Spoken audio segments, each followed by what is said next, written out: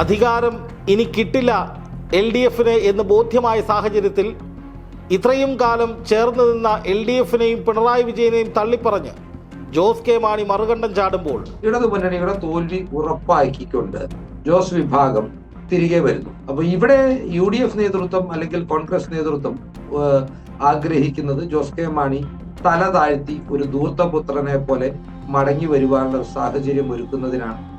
പന്നികൾക്ക് കിട്ടുന്ന ഭക്ഷണം കഴിച്ചു മതിയായിട്ട് അപ്പന്റെ അടുക്കലേക്ക് തറവാട്ടിലേക്ക് മടങ്ങി വരുന്നത് പോലെയാണ് യു ഡി എഫിലേക്ക് തിരിച്ചു വരുന്നത്. നമസ്കാരം. അങ്ങനെ ജോസ് കെ മാണിയും സംഘവും പിണറായി വിജയനെ തേച്ച് യു ഡി എഫിലേക്ക് തിരികെ പോവുകയാണ്. അധികാരം ഇനി കിട്ടില്ല എൽ ഡി എഫിന് എന്ന് ബോധ്യമായ സാഹചര്യത്തിൽ ഇത്രയും കാലം ചേർന്ന് നിന്ന എൽ ഡി എഫിനെയും പിണറായി വിജയനെയും തള്ളിപ്പറഞ്ഞ് ജോസ് കെ മാണി മറുകണ്ഠം ചാടുമ്പോൾ എന്താണ് ജോസ് കെ മാണിക്കും യു ഡി എഫിനും സംഭവിക്കുക? കെ എം മാണി പടുത്തുയർത്തിയ കേരള കോൺഗ്രസിന് ഇനി എന്താണ് ഭാവി? പത്തനംതിട്ടയും ഇടുക്കിയും എറണാകുളവും ഒക്കെ ഉൾപ്പെടുന്ന മധ്യ തിരുവിതാംകൂർ മേഖലയിൽ ക്രൈസ്തവ വോട്ട് ബാങ്ക് കൂട്ടത്തോടെ യു ഡി എഫിലേക്ക് എത്താനും തുടർഭരണമില്ല, ഇനി യു ഡി എഫ് ഭരണമാണ് എന്ന് ഉറപ്പിക്കാനും കഴിയുന്ന വിധത്തിലേക്കുള്ള പ്രധാനപ്പെട്ട തെളിവായി ഈ ചുവടുമാറ്റത്തെ കാണാൻ സാധിക്കുമോ? വിശദമായ വിലയിരുത്തലുകളുമായി ഇന്ന് നമ്മോടൊപ്പം ചേരുന്നത് കേരള സ്പീക്സ് പൊളിറ്റിക്സ് ചാനലിൻ്റെ ചീഫ് എഡിറ്ററായ ശ്രീ തോമസ് ജോസ് ആണ്. സ്വാഗതം ശ്രീ തോമസ് ജോസ്. സ്വാഗതം. എന്താണ് ശരിക്കും സംഭവിക്കുന്നത്? ജോസ് കെ മാണിക്കും സംഘത്തിനും ഇനി വലിയ ഉയർച്ചയാണോ ഉണ്ടാവുക? പിണറായി വിജയൻ ഇത് വലിയ തിരിച്ചടിയല്ലേ? ക്രൈസ്തവ വോട്ട് ബാങ്കുകളുടെ ഏകീകരണം ഇനി ഇതുകൊണ്ട് യു ഡി എഫിലേക്ക് കൂടുതലായി ഉണ്ടാകുമോ? അതോ ദയനീയമായ പരാജയമാണോ? അതോ ജോസ് കെ മാണി ഒരു ഗതിയും പരഗതിയും ഇല്ലാതെ വലിഞ്ഞു കയറി ചെല്ലുകയാണോ യു ഡി എഫിലേക്ക്? ശരിക്കും എന്താണ് ഇപ്പോൾ സംഭവിക്കുന്നത്? നമ്മൾ ആദ്യം മനസ്സിലാക്കേണ്ടത് യു ഡി എഫിനെ സംബന്ധിച്ച് ഈ കണക്കുകൾ എടുത്ത് പരിശോധിക്കുമ്പോൾ ജോസ് കെ മാണി വിഭാഗത്തിന്റെ വോട്ടുകൾ ഒക്കെ തന്നെ പ്രത്യേകിച്ച് മധ്യ തിരുവിതാംകൂറിൽ അല്ലെങ്കിൽ മധ്യ കേരളത്തിൽ യു ഡി എഫിലേക്ക് 2025 തദ്ദേശ തെരഞ്ഞെടുപ്പിൽ എത്തിക്കഴിഞ്ഞു. 2024 പാർലമെന്റ് തെരഞ്ഞെടുപ്പിലും അത് അങ്ങനെയാണ് സംഭവിച്ചതെങ്കിൽ കൂടിയും പാർലമെന്റ് തെരഞ്ഞെടുപ്പിന്റെ വോട്ടിംഗ് പാറ്റേൺ ആവില്ല തദ്ദേശ തെരഞ്ഞെടുപ്പിലും നിയമസഭാ തെരഞ്ഞെടുപ്പിലും എന്ന ഒരു വിലയിരുത്തലിന്റെ അടിസ്ഥാനത്തിലാണ് ജോസ് കെ മാണി വിഭാഗത്തിന് ഒരു വോട്ട് ബാങ്ക് ഉണ്ട് എന്ന ധാരണയുമായി എൽ ഡി എഫ് 2025 തദ്ദേശ തെരഞ്ഞെടുപ്പിൽ അവർ ആവശ്യപ്പെട്ടതെല്ലാം കൊടുത്തു. എന്നാൽ അവിടെ കൃത്യമായി യു ഡി എഫിലേക്ക് ജോസ് വിഭാഗത്തിന്റെ വോട്ടുകൾ ഷിഫ്റ്റ് ചെയ്യുന്നത് നമുക്ക് കാണാൻ കഴിയും.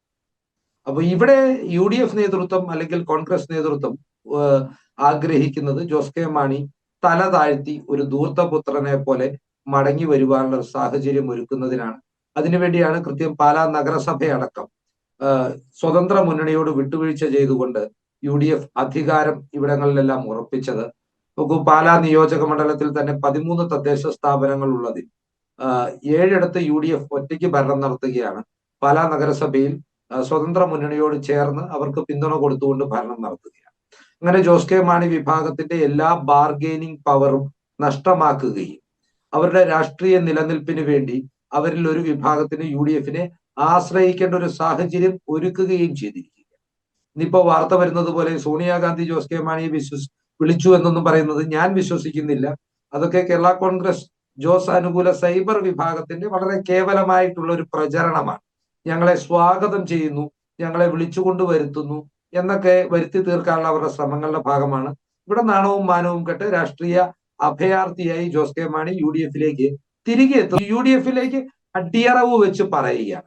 അപ്പോൾ സംസ്ഥാന തലത്തിൽ യു ഡി എഫിന് ഇതുകൊണ്ടുണ്ടാകുന്ന ഒരു അഡ്വാൻറ്റേജ് എന്ന് പറയുന്നത് ഇടതു മുന്നണിയുടെ ഒരു പ്രമുഖ ഘടകകക്ഷി തെരഞ്ഞെടുപ്പിന് മണിക്കൂറുകൾക്ക് മുമ്പ് ഒന്ന് ആലങ്കാരികമായി പറയാവുന്നത് പോലെ അവരുടെ ബന്ധം ഉപേക്ഷിച്ച് യു ഡി എഫിലേക്ക് മടങ്ങുമ്പോൾ അതിന്റെ ഒരു പെർസെപ്ഷൻ ജനങ്ങളിലേക്ക് നൽകുന്ന ഒരു സന്ദേശമുണ്ട്.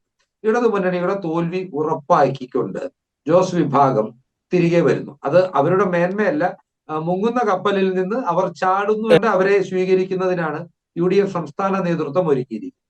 പക്ഷേ ഈ ട്രാൻസിഷൻ കോട്ടയം ജില്ലയിലും പത്തനംതിട്ട ജില്ലയിലുമെല്ലാം അല്ലെങ്കിൽ ഇടുക്കി ജില്ലയിലും, കോട്ടയം, ഇടുക്കി, പത്തനംതിട്ട ജില്ലകൾ എത്രമാത്രം പ്രാദേശിക തലത്തിൽ വർക്കൗട്ട് ആകും എന്നതിനെ കുറിച്ച് എനിക്ക് സംശയങ്ങളുണ്ട്. കാരണം കഴിഞ്ഞ 9 വർഷക്കാലമായി പ്രതിപക്ഷത്ത് നിന്നിരുന്നു കൊണ്ട് കോൺഗ്രസിന് വേണ്ടിയും യു ഡി എഫിന് വേണ്ടിയും പോരാട്ടം നയിച്ച യുവജന നേതാക്കളും മുതിർന്ന നേതാക്കളും അടക്കം വലിയൊരു വിഭാഗത്തിന് അവരുടെ രാഷ്ട്രീയ ജീവിതത്തിലെ ഏറ്റവും ഒരു സുവർണ അവസരം കപ്പിനും ചുണ്ടിനും ഇടയിൽ നഷ്ടമാകുന്ന ഒരു സാഹചര്യവും ജില്ലാ തലത്തിൽ പരിഗണിച്ചാൽ ഇവിടെ നമുക്ക് കാണാൻ കഴിയും.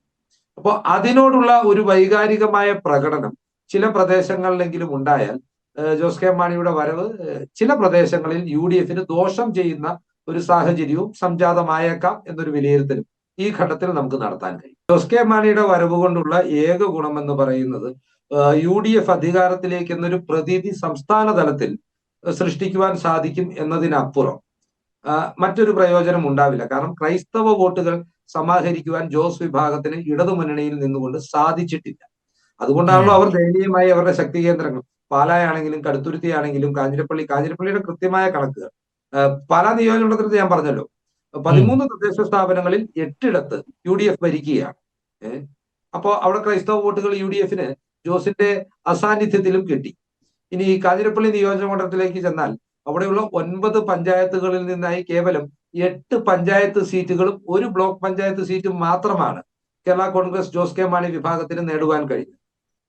ഇടുക്കിയിലും കടുത്തുരുത്തിയിലും എല്ലാം സമാനമായ സാഹചര്യമാണ്.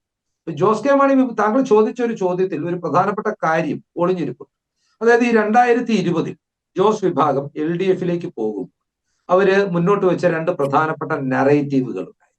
അതിലൊന്ന് കോൺഗ്രസ് നേതാക്കളായ ഉമ്മൻചാണ്ടിയും രമേശ് ചെന്നിത്തലയും അടൂർ പ്രകാശും കൂടിച്ചേർന്ന് KM മാണിയെ ബാർക്കോഴ കേസിൽ കുടുക്കി, അതിന്റെ ഒരു പ്രതികാരം എന്നവണ്ണം അവർ പോകുന്നു എന്നൊരു രാഷ്ട്രീയ നറേറ്റീവ് അവർ സൃഷ്ടിച്ചു.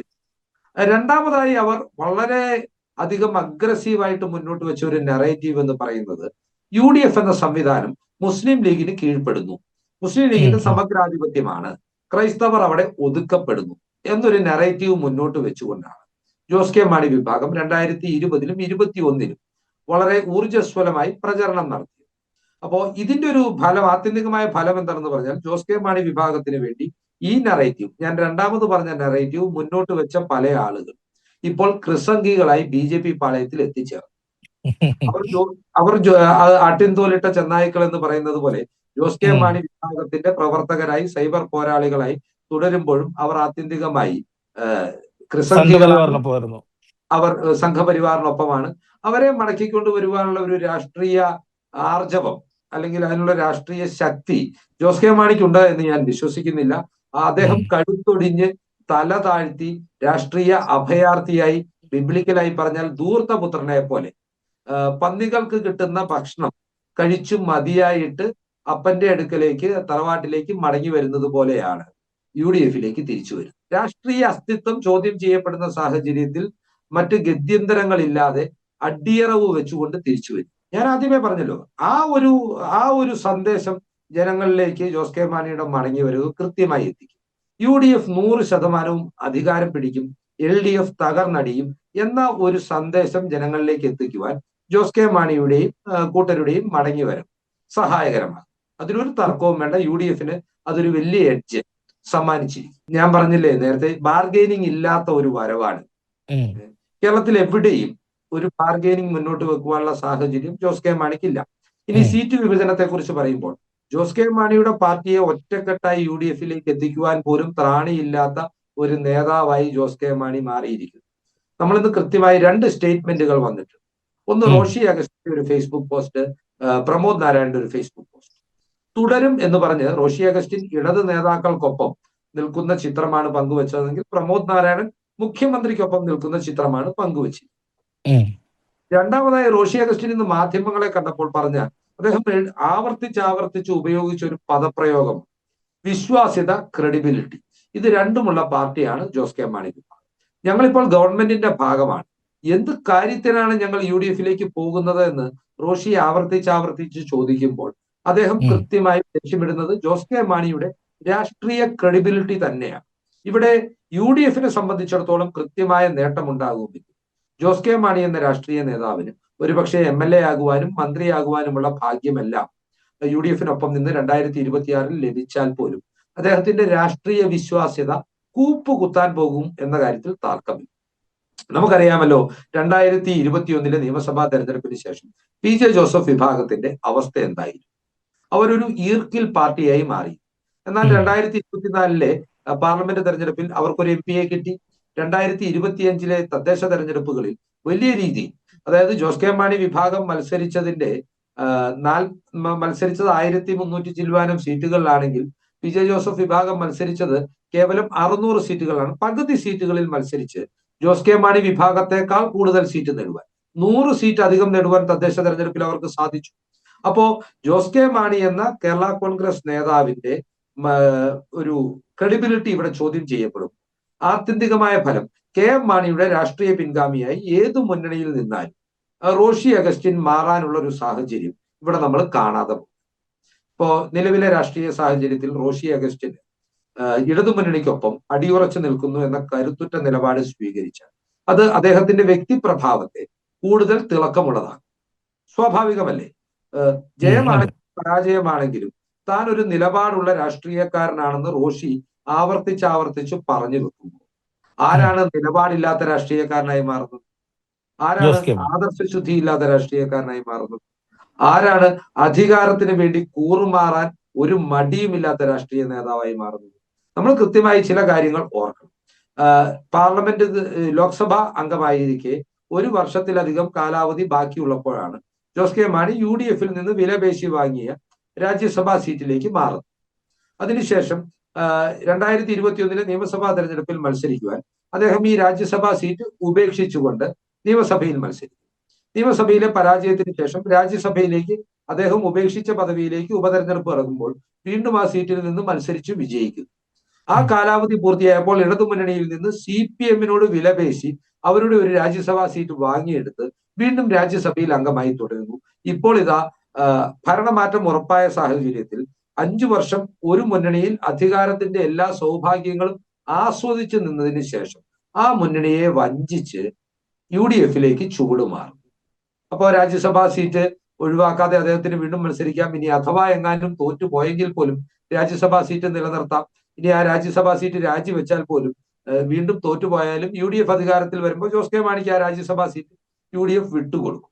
അങ്ങനെ എപ്പോഴും അധികാരത്തിന്റെ ഒരു ശീതള ഛായയിൽ നിലനിൽക്കുന്ന രാഷ്ട്രീയക്കാരൻ എന്ന പരിവേഷം ജോസ് കെ മാണിക്ക് മേൽ ചാർത്തപ്പെടുമ്പോൾ കെ എം മാണിയുടെ രാഷ്ട്രീയ പിൻഗാമിയായി കേരള കോൺഗ്രസിന്റെ യഥാർത്ഥ നേതാവായി, അല്ലെങ്കിൽ കേരള കോൺഗ്രസിലെ ഒരു വിഭാഗത്തിന്റെ മാണി ഫാൻസിന്റെ യഥാർത്ഥ നേതാവായി റോഷി മാറുന്ന ഒരു സാഹചര്യവും സംജാതമാകുകയാണ് എന്ന് നമുക്ക് പറയാൻ സാധിക്കും. അല്ലെ, ഞാൻ പറയുന്നത് കെ എം മാണിയുടെ വില കളയുന്നതിനപ്പുറം രാഷ്ട്രീയത്തിൽ സ്ഥാനമാനങ്ങൾക്കപ്പുറം നിലപാടിന് പ്രസക്തി ഉണ്ട് എന്ന് തെളിയിക്കേണ്ട ഒരു കാലഘട്ടത്തിലൂടെയാണ് നമ്മൾ കടന്നു പോകുന്നത്.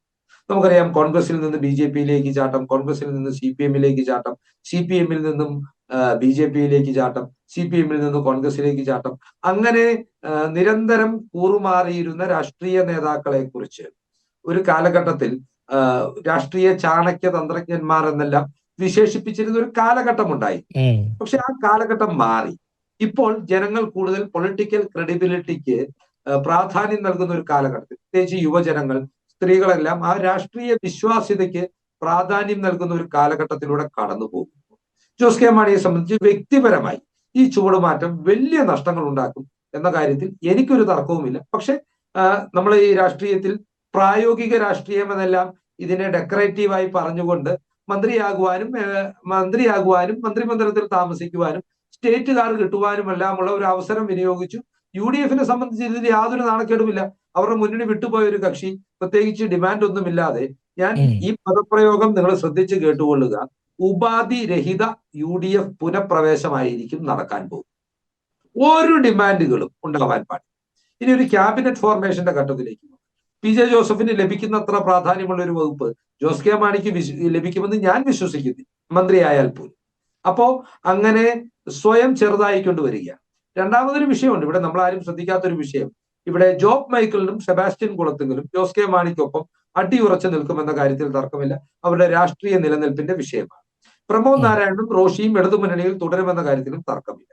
പക്ഷേ ഇവിടെ നിർണായകമാകുന്നത് N ജയരാജിന്റെ നിലപാട്. ജയരാജ് UDF-ലേക്ക് മടങ്ങണമെന്ന മനോഭാവമുള്ള ആളാണെന്ന് ഒരു വിഭാഗം പറയുമ്പോൾ നമ്മൾ വാർത്തകൾക്കിടയിലൂടെ വായിച്ചാൽ ഒരു കാര്യം നമുക്ക് മനസ്സിലാക്കാൻ സാധിക്കും.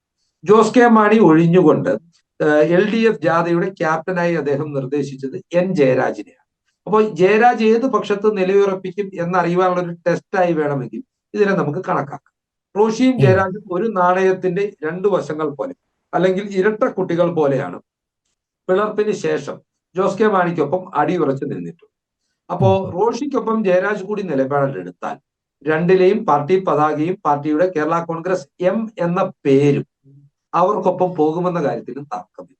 കാരണം 2 MLA-മാരെ ജോസ് വിഭാഗത്തിലുള്ളൂ, 3 MLA-മാർ ജയരാജ് കൂടി റോഷിയോട് ചേർന്നാൽ അപ്പോ അവിടെ അങ്ങനെ ഒരു പ്രതിസന്ധിയും അവർക്ക് മുമ്പിൽ സൃഷ്ടിക്കപ്പെടുന്നു.